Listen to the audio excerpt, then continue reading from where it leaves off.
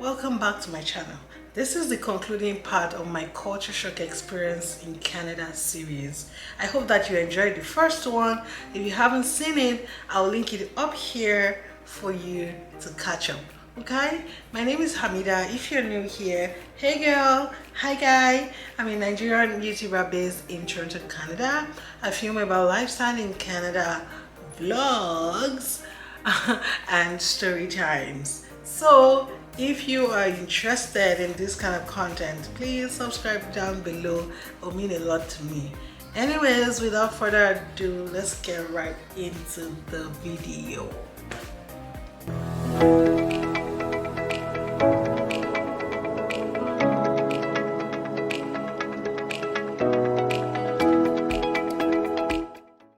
In no particular order, the first thing I'm going to talk about is that Canadians are nice, they are polite, and they are helpful.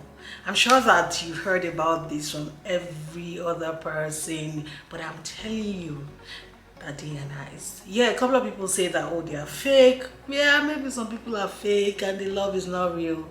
Honestly, I cannot relate. I'll give you two examples, right? Today, just this afternoon, I went to the mall. I didn't actually know that I was going to the mall. I just followed Google Map. I wanted to go to an airline's office, and I found that it was in the mall, and obviously I couldn't locate where it was. So, and then I saw a security guy right downstairs, and I'm like, I'm sorry, can you please, point me in the direction of XYZ? And he's like, oh, no worries, I'll take you. I thought he was actually just going to like point it to me, and the dude literally took me all the way to the elevator.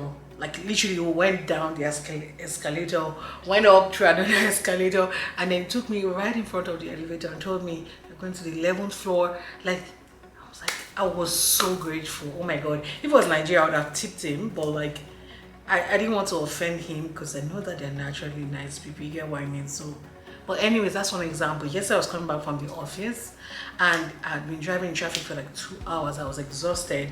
I think I had my hand behind my headrest, in traffic. And I looked to the side. I'm sure that the lady had been observing me for a while. And she looked at me and she gave me a smile. Honestly, that was so heartwarming. And it sort of like made my day yesterday. These are just like few examples of, the times that I've experienced the true goodness of Canadians. So honestly, yes, some people say they are fake. I could care less. So this video is about my personal experience, and I'm telling you that I haven't had a cause to think, oh, it's fake laughter. As a matter of fact, I've become that kind of person that when I meet you at the elevator, rather, I will, smile at you or say hello. Well, depending on your countenance, if you're giving me the don't come close to me, I'm gonna just mind my business. But you get what I mean, right? Like my friend came in from the US a while ago, and our second day she was like, wow, somebody just greeted me in the elevator. I'm like, well, welcome to Canada. We're going out, and also randomly somebody just asked me, how are you doing? Hope you're doing okay. And she was like, do you know this person? I'm like, no idea. So yeah, naturally Canadians are nice. So let's just go right into the second point. Is that it's no news that Canada is a land of diverse culture because of how open they are to immigration. So you meet people, like there are some countries that I've never heard of till I came to Canada. Well, I'm very bad when it comes to geography, so maybe that's why. But I once met a man from Eritrea. Yeah, I hope I'm pronouncing that correctly. In East Africa. Yeah, I think so. He's been here for like 35 years. I'm like, wait, what?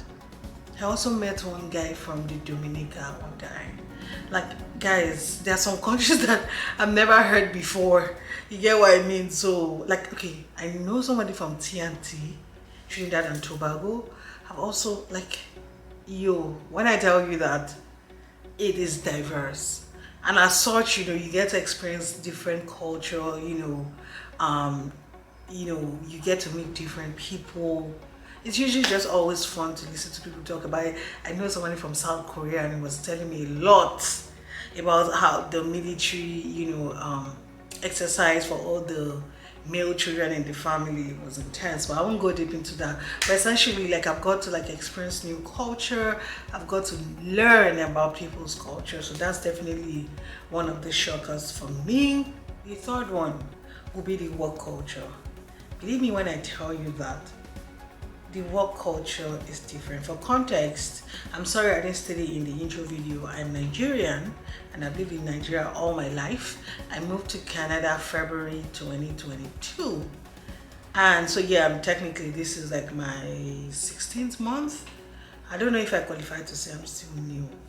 But like essentially, the work culture here is different. I'm going to do a whole video about the work culture in Canada. But the one thing that stands out to me that was a shocker is that there's no line in between. Maybe because I'm fairly new to it anyways, but like, work is work. Your life is your life. For context, in Nigeria, you once you join a new company, in like a week or two, you already have a work friend, and outside of work, you have a relationship. Here, so people will have relationships outside work, but these are people that have known themselves for years. In Nigeria, it doesn't take years for you to become friends with your colleague or co-worker, right? So that was definitely a shocker for me. So it's like you close on work at 5 o'clock, everybody mind your business till Monday. Like, there's no in between. So the fourth culture shock would be how large the country is. I'll have you know that Canada is ranked the second world's largest country in terms of area. Like, it is so large. So if I drive all the way to Brantford, it's like an hour, 20-30 minutes, ideal situation, like no traffic. However, it's like 130 kilometers one way. For those in Nigeria, for context, it's like going from Lagos to Ibadan. I've never driven intercity in Nigeria. But here, by the time you convert the kilometers, you'll be like, wow, I literally just drove 3 states, So it's very, very, very, very big. So in the same province, Toronto is in Ontario, Ottawa is in Ontario. Ottawa is like 5 hours away from Toronto. Like, you can literally take a flight to Ottawa. It's like 400 kilometers in the same province. It's insane. So yeah, it's very big. Like, Canada is big. You'd be in the same Ontario and someone would be like and that's one of the issues, from back home. You can be like, oh, we're going to Canada, oh my god, we're going to see. And the person comes and you are in Toronto, the person is in Kitchener, or the person is in London, Ontario, which is like 2 hours 40 minutes away from here, which is like I think 200 kilometers or thereabout. Like, it's no joke. Canada is very big. Now, the fifth part, which is very exciting, I would say exciting, but which was very shocking, is the returns. For the most part, if you're in Nigeria, you get what I mean by no returns. Like, when you're buying some items, before you even leave there, they're already telling you no return, no refund, no God. Here, I was shocked to see that you literally have 30 days to return your item, whether you've opened it from the carton or not. Some people will say that it should come in the original packaging, while some people don't actually care. You take it back in 30 days and they give you back your money. So for some items it's 60 days, some it's 1 year even, like if it's covered under your warranty. It's insane. In Nigeria, how? And I'm telling you, like, hardly any question asked. They'll just be like, why are you returning it? I'm like, oh no, I don't like it, or oh, this doesn't fit where I want to put it. However, not all stores take returns. One of the stores I know that you cannot return is Final Sale.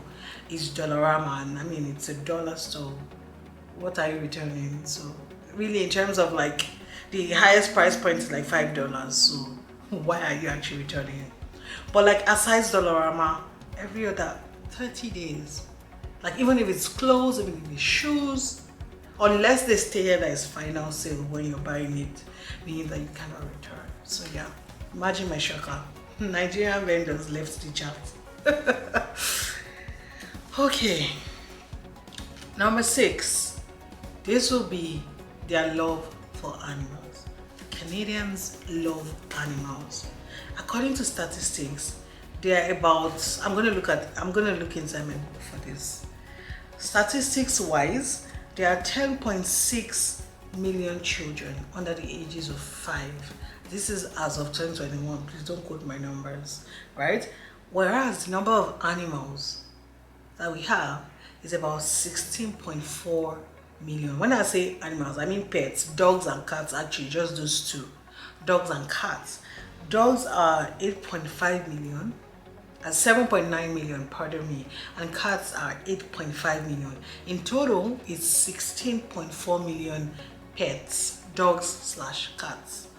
Meanwhile, the children are 10.6. Like, there are more dogs and cats put together than children in Canada. As a matter of fact, a recent survey said 56% of Canadians have pets. And by pets, the highest number is like dogs slash cats. So it's like 1 in 2 Canadians have either a dog or a pet. Blown. So yeah, like, it is insane. In Nigeria, I feel like maybe 6%. Let's just even dash the 6% on top. Maybe it's like 6% Nigerians even. I mean, don't quote my numbers. So I'm just talking because personally, I only know 2 people that have pets. Personally, one has a dog, the other has a cat. Actually, she's the only one that I know that has a cat. So like, my family members, nobody. Anyways, I digress. So yeah, it's a big deal. There are children here, like literally. Some of them, I don't have my statistics correctly, but a huge number of them consider them family. They sleep on the bed with the owners. In Nigeria, they put the dogs in the cage, use them as a watchman, use them as security and whatnot. But here, like, they sleep on the same bed. Ooh, it's, I mean, definitely one of a shocker for me. Meanwhile, can you people hear it? That's the sound of my neighbor calling on a cat. Come on, Max, come on, come on. A few times I've opened my door and I just peep in the hallway and I see a cat, and then I run back in 2 times. And one thing about cats, they're gonna stay right in front of your door and they're not gonna move. So right now, I can hear her voice. So that's my cue to know that I'm not stepping out in the next couple of minutes. I'm scared of animals, I'm scared of cats, I'm scared of dogs. So you see why it's just an irony, like, what am I doing in Canada? And I do like animals, right? We've talked about the fact that there are more animals than children in this country, so please. Anyways, I digress. I was filming this video and I heard, you know, the meow, meow, come on, Max, meow, meow. I don't know if you guys can hear it, but oof. Anyways, so number 7, bill splitting. Yeah, here, when you go out, don't assume by default that the person that invited you out is going to pay the bills. As a matter of fact, the restaurants will ask you before they bring your bill, should we split the bill? So they literally give you your meal based on what you've eaten.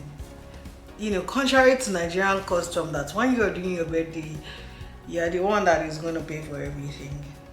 You invite people, you pay for everything. Like, whether or not they bring you gifts, nobody cares. Like, everybody is entitled to go for weddings. Like, you literally go without a dime and you eat and even take stuff home. I hate to break it to you. You have to be very careful. The Nigerian in me here, I don't think I've ever done that. But like, for the most part, the Canadian culture, like, don't expect people to pay for you. You can be going out with somebody and they'll be like, oh, do you want coffee? And you say yes. You will pay for your coffee. Like in Nigeria, by default, when someone asks you, do you want something? You know for a fact that they want to pay for you, they're buying it for you. Here, think twice before you say yes, because you're going to pay for it. Like I think the one that shocked me the most was when I found out recently that even for weddings, you pay for some of the weddings.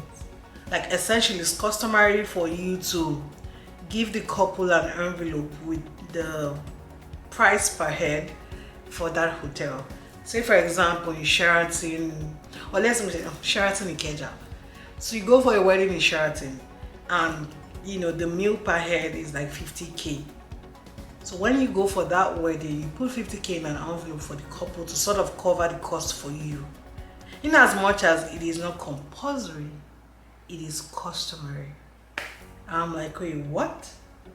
So yeah, even for weddings. Shock you, Abby. Yeah, it shocked me too. Number 8, I'm sure you've heard about this a lot, is the tax. I'm not even talking about income tax here, which is story for another day. Like HST, harmonized sales tax. I.e., you buy something for $1, it is never $1. So really, if you go to a store and they're doing sales, oh my god, it's like 99 cents. Best believe you're going to pay plus 13% tax, because I live in Ontario. So the HST differs by provinces. I know that Alberta is 5%, New Brunswick is 15%. So like there are different rates for different provinces. But essentially, it is hardly ever final say. Like you pay taxes. The few businesses that have patronized that you don't pay tax on their products are people that sell in warehouses, right? So they remit their taxes to government and all of that. But like standard grocery store, like most businesses, you pay your tax, 13%. On services, I'm not just talking about buying and selling, on services, everything. Heck, you're booking your flight, you're paying your tax. Even your train. Crazy. So that one was definitely a shocker for me. In Nigeria, for the most part, like all the things you're buying, like it's VAT inclusive. So like, yes, in your bill you see the VAT amount, that's like value added tax, but it's not like an added levy. Do you get what I mean? Like it's not like an added amount to what you're actually buying.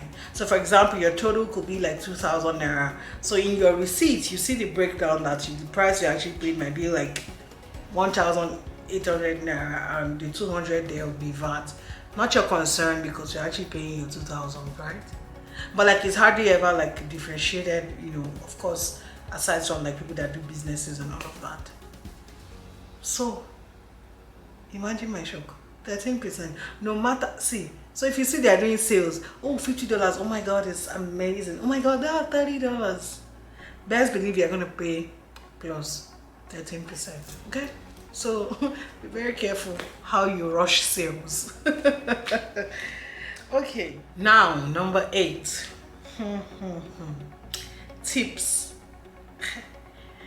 I feel like in Nigeria, yes, I have tipped a couple of times for services, and I tip mostly when I go, for fine dining, and the person that attended to me was very nice. I feel the need to tip, and it is pretty optional, right? But here, it's not compulsory, but like you're sort of like expected to tip. Like tell me where, for example, I paid for my car wash subscription every month, and there's a tip jar, and when these guys are done washing my car, they look at me somehow because I don't tip, and I'm like, I've already paid a lot for this car subscription now. So if I now had tipping you every time I come here, how much will it be? Like I'm not that rich. But like I said, that's even by the way, but like when you go to restaurants, like it's crazy. I went out one time downtown, and what did she call this? The lady automatically added, was it 30% to our bill? I called it, I can't remember what she called it. That because we were more than 6 or something funny. Guys, it's insane. Like I'm like, what sort of entitlement is this? But anyways, like tipping here, it's not compulsory but customary. Like you look like an outcast if you don't tip. So tip, don't join bad gang. Tip when they do things for you, okay? Yes, we've said that they're nice and all of that cool stuff, but I mean, it is what it is. You're black skinned, racism is there. You cannot eradicate that fully. I'm sorry. And in as much as they are nice and everybody's chilled, in this part of the world, in the Western world, you're black, you're still a minority, so there's still definitely racism. In some cases it's subtle, you can tell, right? Like Someone can be like, oh my god, you speak so well, and I'm like, am I not supposed to speak well? So because I'm from Africa, I don't understand English. Yeah, so it's like very subtle. Somebody doesn't need to come out point blank and tell you nigga, nigga, nigga before you feel like, yeah, they're racist. You get what I mean? But like, yeah, that happens. And I think I have a couple, not a couple, I have 2 videos here where I put clips of my personal encounter, my personal racism encounter. One, I was on the bus, and the second one was during my drive test. So if you haven't seen my crazy drive test video, you should go and see it, right? So those are like my 2 incidents with racism, and yeah, it's not pretty. But yeah, sad reality, it is what it is. Yes, we have Uber in Nigeria, but the Uber here, it's different though. So, for context, the moment you request your ride, you'll be debited immediately, like the money leaves your credit card or whatever card you put. In Nigeria, it's when you're done with your ride, like when you've ended your trip, is when you get deducted for this. Well, here, the moment you book your ride, that money is deducted, right? And then there was a particular day that I was just maybe like 3 minutes late because I was trying to like lace my shoe. I was in an Airbnb at the time. I was carrying a lot of things. So essentially, by the time I got out, I literally saw my driver zooming off. And oh yeah, they charged me penalty for cancellation because at the end of the day, the driver cancelled and they charged me, was it $5 or something ridiculous? And I remember the actual fare, because it was very close, I was just going to say about neighbor. The actual fare was supposed to be like $8 or $10. Let's believe I was charged like, I don't recall the specifics, but I think I was charged like $3 or $5 for cancellation. And I'm like, hey, how much is it? Like, how much exactly is this entire trip? So funny enough, when I ordered another ride, the same driver came and it was like, oh, I could have dropped a message for him in the chat box to say I was running late. But if they don't hear anything and that one is definitely based on the sole discretion to wait or leave, right? But like if they don't hear from the person, obviously in Nigeria, they'll call you and be like, where are you? I'm in front of your gates. If you are waiting for that in Canada, I pity you. Nobody is calling you. Like, you are on your own. Nobody is calling you. Like, literally, they're just going to be in their car waiting for you. As a matter of fact, if you cannot find them, then you call and you be like, you call them on the app or you have their number there and be like, where exactly are you? But like, for the most part, okay, I think some of them have called me before if they can't find me. But for the most part, like, they will wait in front of the house. Hey, I didn't know I was even a fellow black man. But anyways, he had not seen me before. Nah, he has seen my picture and he still charged his fellow black girl. Not me playing the race card. But yeah, essentially, that one, it shocked me. Then there was one particular day I was going out, and then because it was during my like shopping for my new apartment and I was always buying a lot of things. Unfortunately for me, it was a small car. And the guy came and the car was so tiny. I'm not sure if it was like a Toyota Prius or something, very small polo car. And he was like, "Ma'am, can you just sit there, please?" I'm like, "I'm barely even comfortable enough to stretch my leg. You're talking about seatbelt." He's like, "I hate to break it to you, but if the cops should stop us, you're gonna pay." I'm like, "Wait, what?" I was like, "Oh yeah. Like, don't worry, they won't charge me. You're going to be charged for not using your seatbelt. So if you have $40 or $50, I think you want to donate to the cops, don't use your belt." I'm like, okay, whatever. Because like I was so uncomfortable. So yeah, in Nigeria, for the most part, the 2 people that, have to use their seatbelt are those in front. Like, I am sitting at the passenger side. Passenger seat behind. I was like, oh, so I'm supposed to use a seatbelt too. Yeah, I only knew that, of course, the driver and the person in front, both of them need to use their seatbelt. But hey, welcome to Canada. I was shocked. I've come to the end of this video. Thank you so much for watching the 2 parts. This is me thanking you in advance. So if you haven't seen part 1, please go watch it. Thank you so much for watching the 2 parts and sticking with me till the very end. If there's any culture shock that I omitted or something that you experienced in Canada as a new migrant, please feel free to drop it for me down below. Thank you so much for watching. Let me know what other videos. I mean, I think I need inspiration at this point. I sort of enjoy doing this, so I need to do more sit down videos, okay? I sort of have an itinerary deal, but feel free to shoot me a comment about, you know, anything in Canada you want me to talk about. Don't ask me about finance, so I'm not a finance literacy coach. But like honestly, lifestyle in Canada, all of that good stuff in between. Drop me a comment if you want me to talk about anything, and I'm gonna come through with it like banging it in. Okay, thank you so much for watching. I hope that you enjoyed this video. Please consider subscribing down below. If you enjoyed the video, please give it a thumbs up. Okay, don't forget to turn on your post notification while you're at it. Okay, see you in my next video. Bye.